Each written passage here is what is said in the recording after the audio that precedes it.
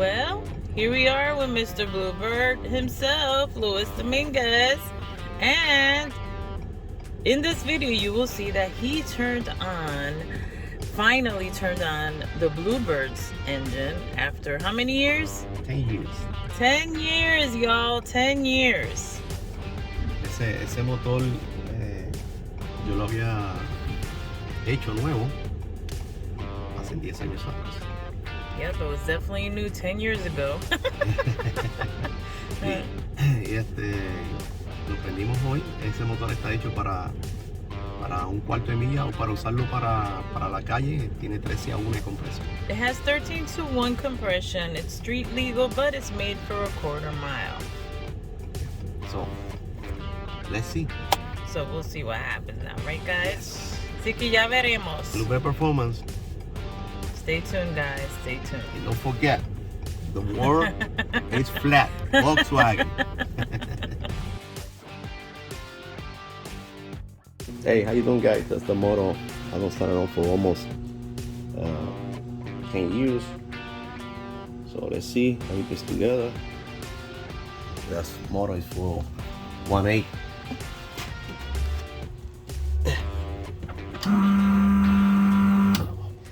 No fuel.